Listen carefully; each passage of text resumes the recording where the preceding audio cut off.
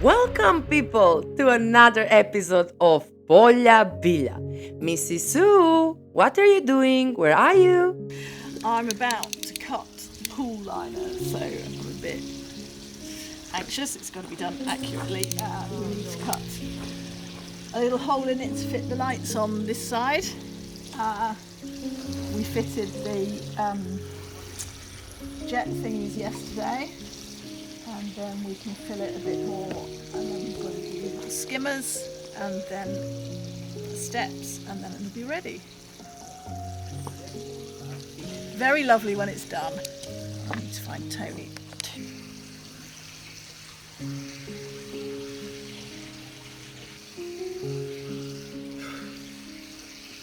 You filming? Oh, fuck off. We haven't built the ladders yet, so it's not very elegant. You be careful how far that fucking knife comes through. My fingers are just behind there. She's about to chop my fingers off. I'm not. Look, I've got the point of the knife through. Can you Come on. now feed the cable through that hole? Put it in a different place, but it's not a big enough hole. That probably is. That's fine enough. Oh no, you need it all the way, don't you? I can't actually feel. There we are. Very technical. Cut hole in plastic with knife. Yeah, just pull it back a bit, then I can do the rest of the way back.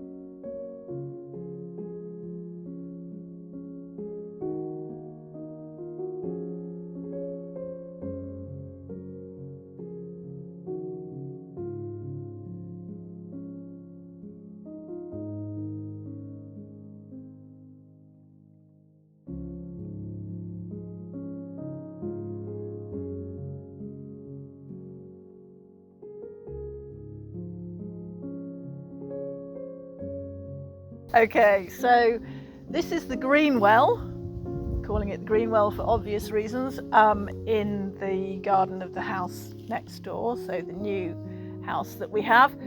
And this was great. It was working really nicely for a while until it wasn't, and the water pump stopped working. So that was a real nightmare because we were relying on this to be able to assist the other two wells with water to irrigate the plants that we still hadn't managed to put in the ground.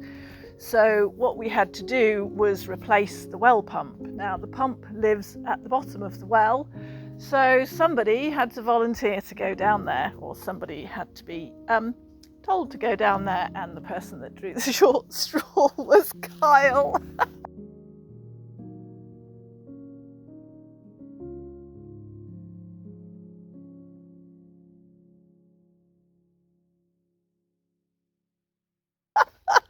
Who is Andy's son, so Andy was obviously keeping a good eye on him and making sure everything was safe. He didn't really want to just like throw his son down the well, I'm sure, but so there we are. We figured, as Kyle was small and light and strong and not at all claustrophobic, so he did the very amazing job of going down the well to bring up the old pump, and then we had to fit the new pump.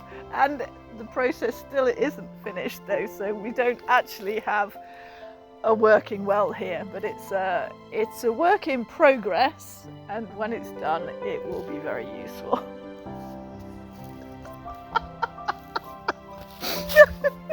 So I said in episode 4 that we were running out of space and we'd explain what we were doing about that. So we're standing now in the new piece of land that we've got.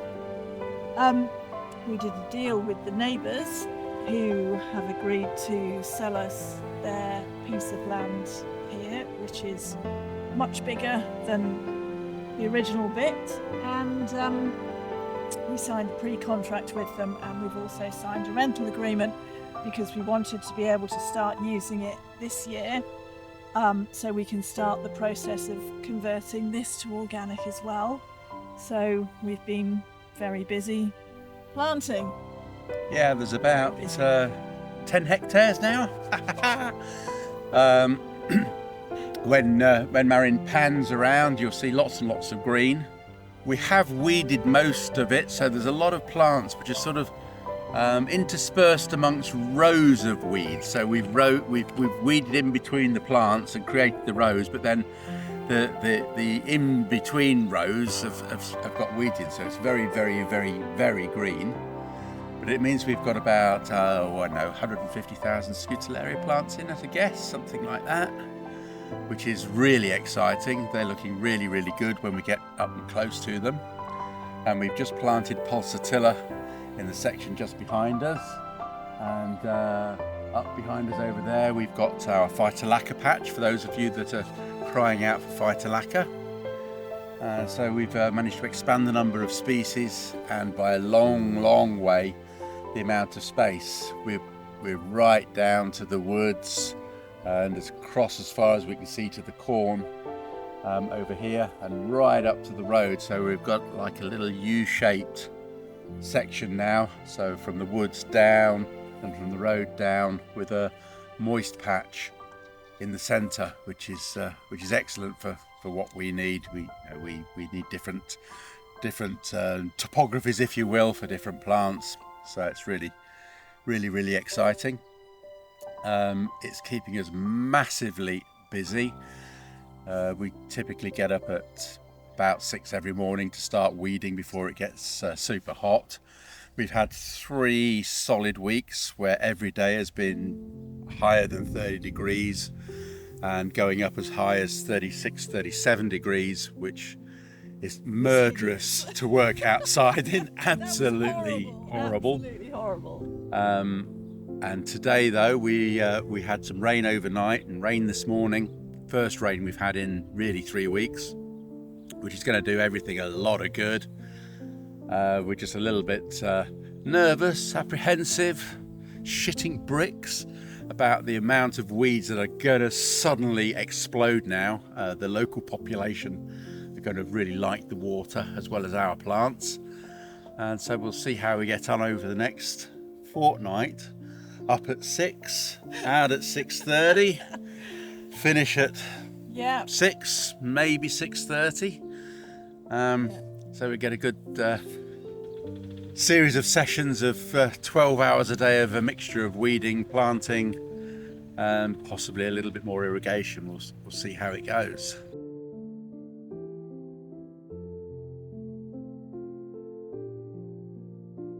Unfortunately, the only way we can weed, because of the way we've planted the plants, is by hand in between the plants within the rows. So with this amount of land, it's a lot of work. There's no way to do all of it automatically unless you have ridiculous amounts of money and can get robot weeders and things like that. But even then, with the number of different species that we're doing, it would be very difficult to get something that would recognise all the plants. Yeah, I mean, the finger weed is quite good, but it's really only good when you've got relatively small weeds and relatively big plants. And while we do have that in certain sections, and the finger weed does loosen up some of the weeds, makes it easier to pull and to hoe. It still means a lot of manual work. We're hoping to get our harvester in a week or 10 days. So we need the rest of our plants now to get to sort of yay high, 60 centimeters or so that we can start to crop probably at the beginning of August is our guesstimate.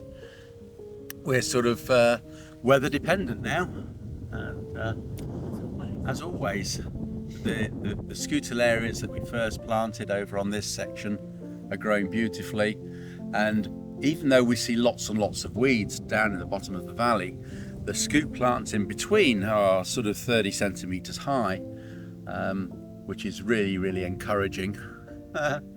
And it'll then be a mammoth job to completely clean them, harvest them, and start the processing. Andy's here now, finishing off the dryer, we hope.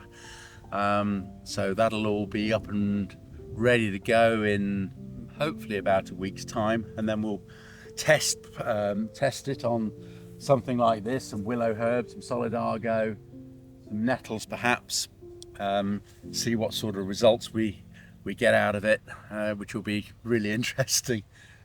We've obviously never used one of these before. We've used batch dryers, but we've never used this particular type.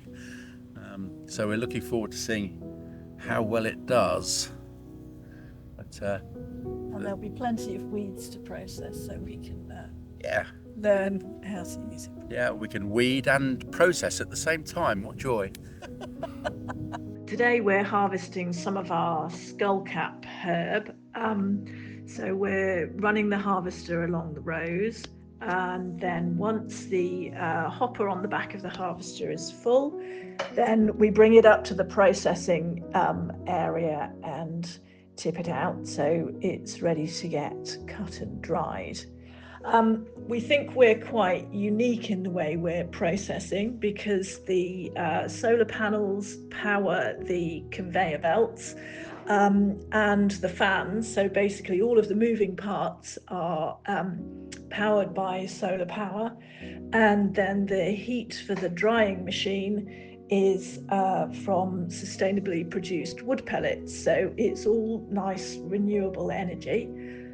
So the fresh herb you can see here is going into the cutting machine, and then it gets cut into pieces like a few centimeters long. This makes it a bit more uniform and more easy to dry. Then it gets put onto the conveyor belt, which feeds it up into the drying machine. Then that has conveyor belts that zigzag through all the way through the machine. There's a heat exchanger from the boiler, so we're not smoking the herbs, we're drying them with hot air. So it takes about 3 or 4 hours to go through the machine, and then the dried material comes out the other end, which is what Tony's got here.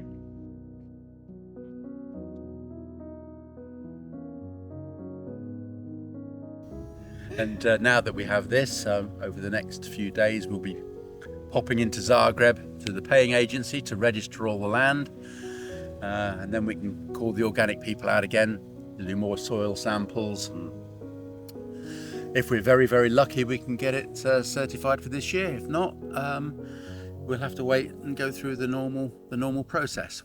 We'll see how the samples come back and how well that pans out. But it's a very, very good solution for us, and we now have what you would call a genuine farm. Before it was a small holding, quite easy to manage, daunting at the beginning, but quite easy to manage. Now it's It's big, fully fledged farm. So we're very, very, very happy. Okay, well, I'm done. I've said enough.